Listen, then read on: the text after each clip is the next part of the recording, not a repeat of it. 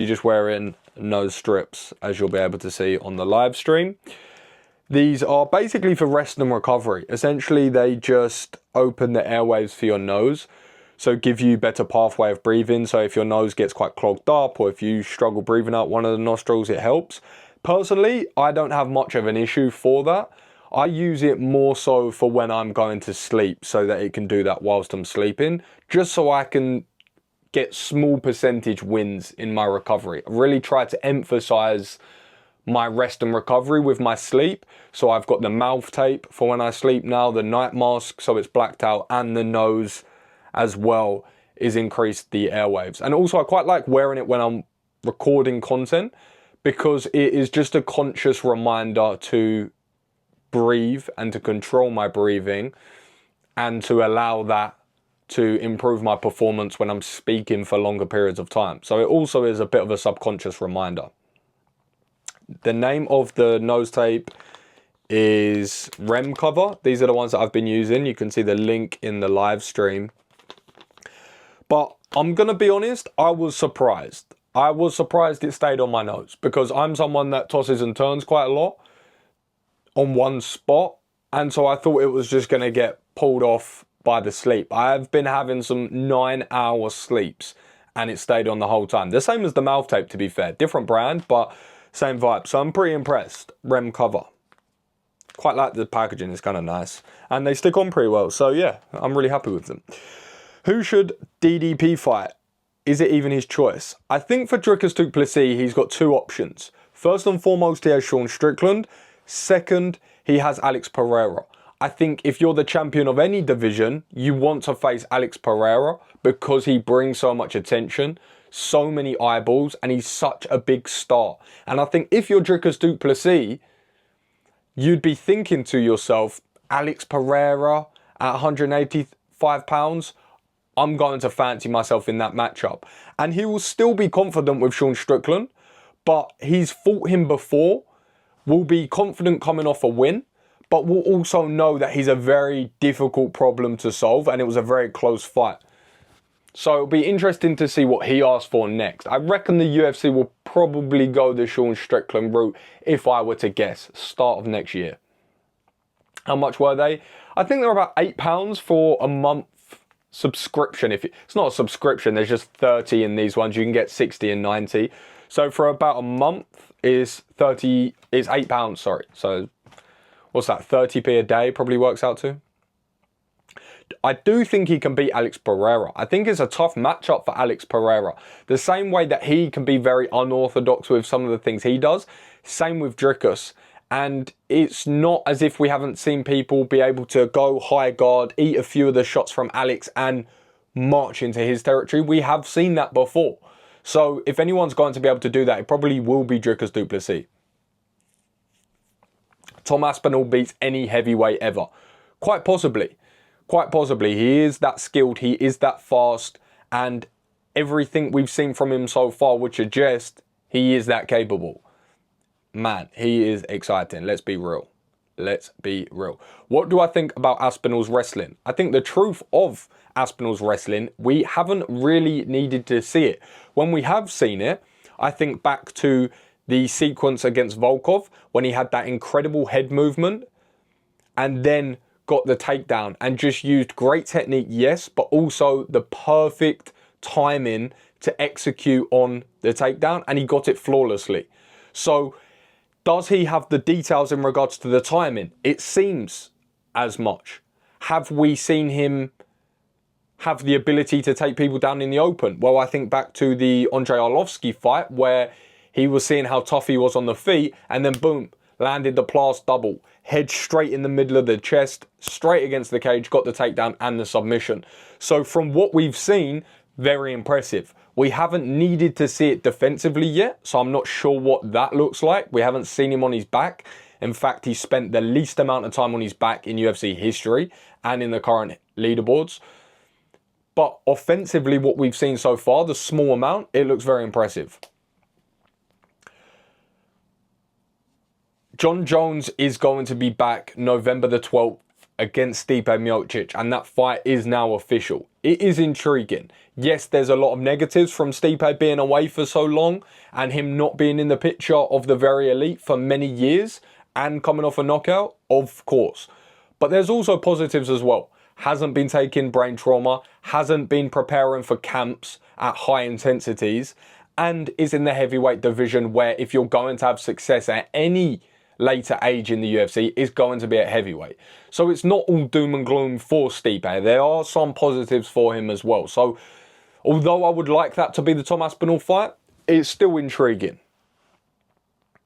What's going to happen with the winner of Khamzat Chimaev and Whittaker? Good question. I believe if Khamzat Chimaev goes out there and has a phenomenal performance, I believe he could bypass Dricus du Plessis and Alex Pereira for a title shot. If he does it in spectacular fashion, if he comes out, has the crowd eating at the palm of his hands and delivers a statement performance against Robert Whittaker, I think Chimaev slides straight into that conversation.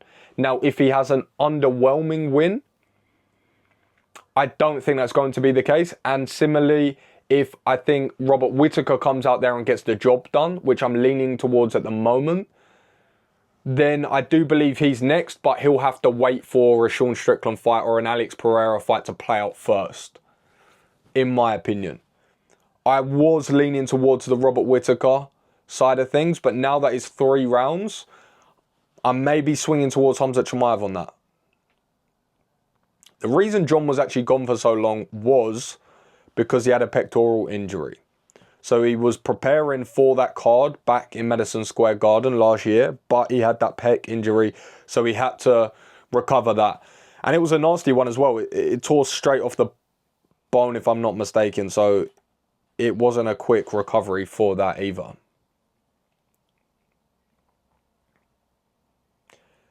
Who do I think can beat Alex Pereira? I think one of the hardest matchups for Pereira right now in the 205 division is Jan Blachowicz. I've been saying this for a while and I do truly believe it. The fact that his skills in Jan are his kicking defensive abilities, he also happens to have a devastating left hook and he's very well rounded in regards to the grappling as well. I think he's the toughest test for Alex Pereira. We've seen how close a fight between them has been. Almost nothing to pick from either guy on that. And that fight was at altitude. So I do think that one's interesting. Khalil Roundtree's going to pose problems for sure. I do expect Alex Pereira to get that done though. Do expect that. What's next for Sean O'Malley? One answer only. Corey Sandhagen.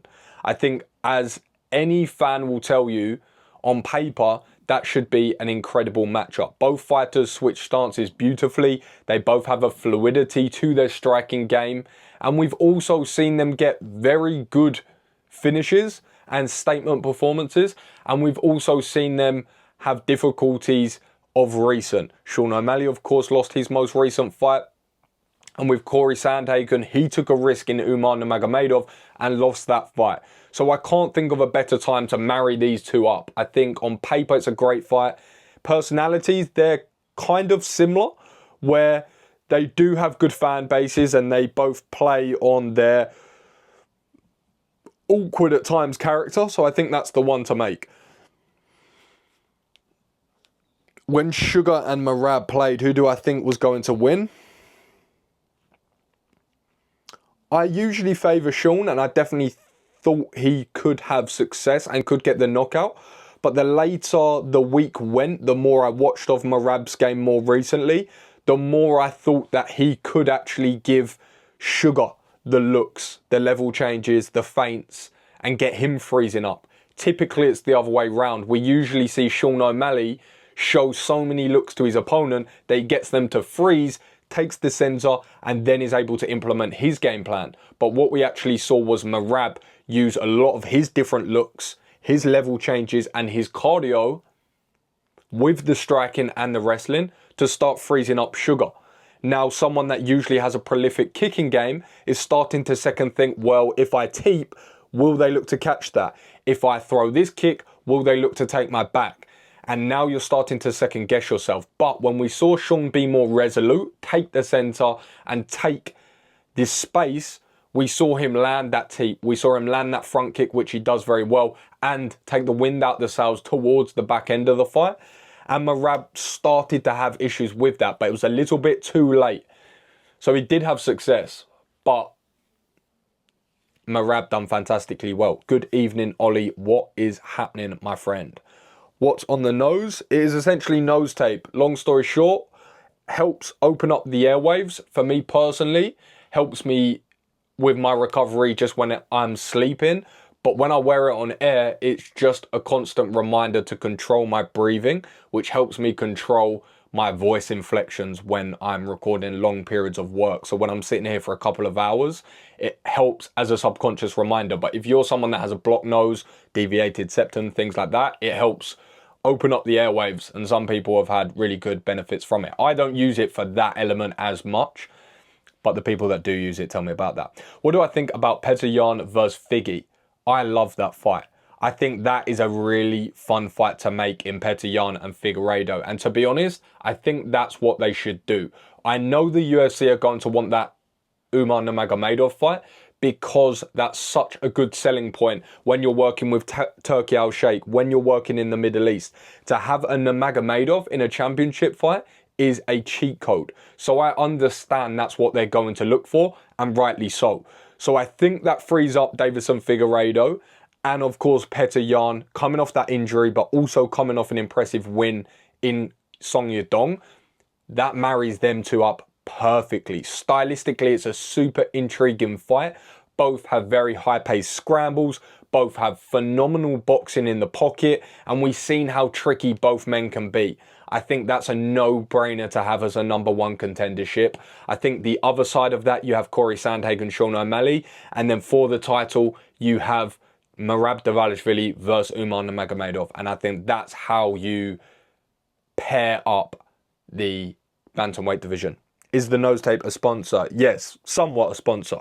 So I work with them on a commission basis, but this is the brand that I've worked with. It's called REM Cover. And I'm actually pretty shocked that as someone that moves a lot in his sleep can have 9 hours sleep and actually stays on. Honestly, I didn't think that was going to happen. I feel like for most people it would probably stay on, but for me, I move a lot. So I was quite shocked when it stayed on. That was actually pretty surprising, to be honest. Because if you're anything like me, I toss and turn a lot on the same spot. So if I ever have eye masks or mouth tapes before that I've used, not that good. But now I've got a new nose tape and a new mouth tape, and I'm surprised that they stay on. I will say that. Merab's cardio is insane because it's not just the fact that he level changes so much and gives so many takedown looks, but it's even just the feints that he shows with his boxing, with his takedowns, the constant changing in levels and the constant changes in looks is exhausting. So the fact that he's able to do that for 25 minutes with the actual physical exertion of the grappling exchanges is so impressive. And there are some freak athletes that just benefit from ridiculous levels of output. Typically in someone's camp, you'd say, no, Merab, scale it back a little bit. We want to keep you fresh for the fight. We don't want you overworked. We don't want you overtrained. But there are few and far in between situations like a Merab Dvalishvili where you say, you know what, you've just got to go. We've got to keep you training hard all the way up to the fight, because if you were to change that, the shock to the system would probably encourage an injury more so than if he were to continue as he was. So he is an enigma, that is for sure. Why has Charles Oliveira been so quiet? I think he's just working in the shadows, to be perfectly honest. I think Oliveira knows that this is one of his last shots to get back in that title conversation, get back in that picture with people that he's already lost to, Arman Tsarukyan, Islam Makhachev. I think he knows he has a tough assignment in Michael Chandler, who he's already beat, that he's going to have to go and do again in a dominant fashion and say, don't forget me, when we're talking titles at 155 pounds. So I think he's just been pretty dialed in, because if he is to get the win there, then you are talking big fights with titles. You are talking Conor McGregor's possibly. So I think Charles Oliveira is just locked in and is looking for the next matchup. What do I think about Colby Covington versus Dustin Poirier? That's the fight to make next, in my opinion. There's a lot of fights on the table for Dustin Poirier. Originally, you had Charles Oliveira's rematches. You had Michael Chandler rematches. Conor McGregor's potentially. Colby Covington, in my opinion, makes the most sense. I know he said he doesn't want to do business with him, but guess what? The UFC won't care too much about that if it makes dollars and it makes sense. And the narrative makes sense. There's a storyline. Dustin doesn't have to cut to 155. Colby isn't the biggest 170 pounder. They're both in this weird stalemate in their career where they've had title shots, come up short, massive names, and they're floating around this top 5 and in certain conversations. I don't think it could make more sense than how it currently sets up for a big fight. I think that one's the one to make. Dustin Poirier, Colby Covington. In my opinion. Max vs. Ilia Topuria is a tough one to call. A very tough one to call. And the more I think about it, the more I struggle. Because I know how good Ilia Topuria is in the boxing exchanges. I know how well balanced he is, how methodical he is in backing his opponent up against the cage, then picking his times to let his combinations go, and his power. I also know how he can blend in his grappling, his submission offense with his wrestling. So he's very dangerous there. On the flip side, I know that Max is evolving his game plan, is evolving the way that he's fighting these people, is taking less damage, and is going to be a better striker, in my opinion, when it comes to more movement based. So as good as Ilia Topuria is, he can be flat-footed at times. Now, this has its trade-offs in regards to his positives, but for someone like Max that I know can really fight well on his bike, moving laterally, poking, picking his moments, then circling out, I think that's going to have some success for Max. I know he's going to use more of a kicking game from range. Ilia Topuria doesn't offer this as much. Then I know Max has a great chin. So you're starting to paint the picture, and it's a very, very difficult one to understand how this is going to go. I'm leaning towards Max Holloway, but it's a very tricky fight. I appreciate the support with the badges and the hearts. Thank you. Do I think Grasso needs to go back to 115? I'm not too sure what's next for her. But fair play to Shevchenko. It's a very good fight. Very good fight. Who's next for Leon? There's one fight for Leon Edwards next. In fact, there's two potential fights. The first, which I believe is the logical choice, is Ian Gary. Now, if you want to play sports approach to this, Ian Gary is the fight. You have the narrative, sure. You have the stylistic output. I think that's fun. And then you have the name matchup, I think is also relevant to keep them both around that conversation and in talks of a potential title. I like that. On the flip side, if you're going to want to be a little bit crazy, go down the Nate Diaz route, go down the superstar route, you go Leon Edwards versus Jorge Masvidal. Now, a lot of people have said that this is crazy. However, Masvidal has come out recently and has been very vocal about returning to the UFC.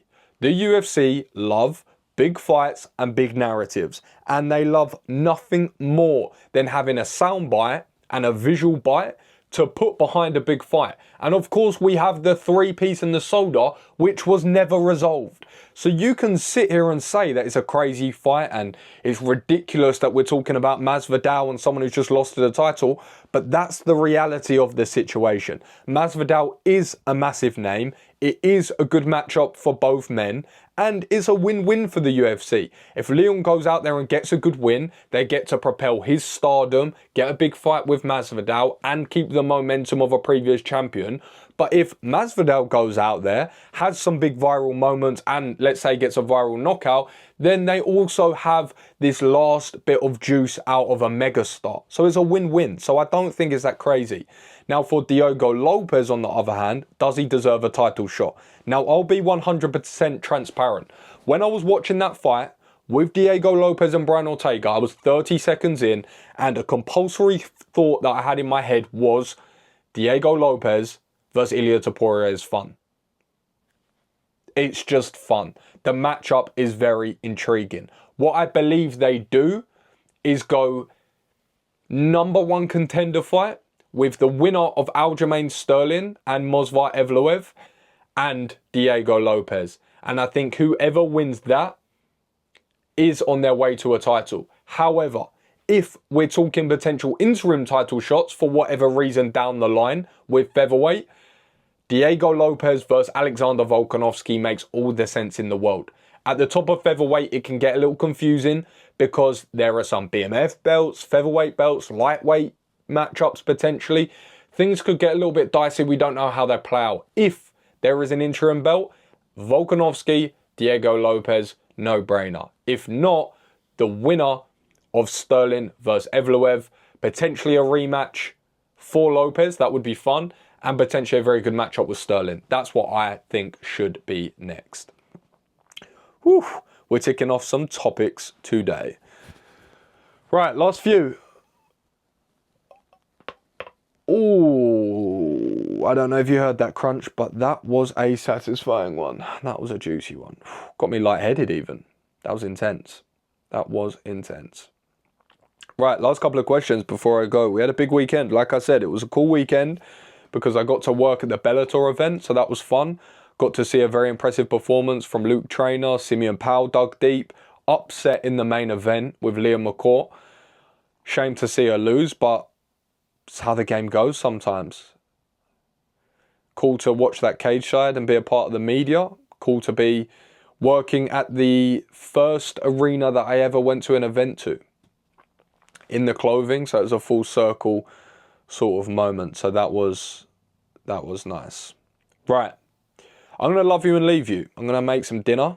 And I'm also going to get this all edited up. So, as always, thank you for the engagement. Thank you for following the journey. And as ever, keep it casual.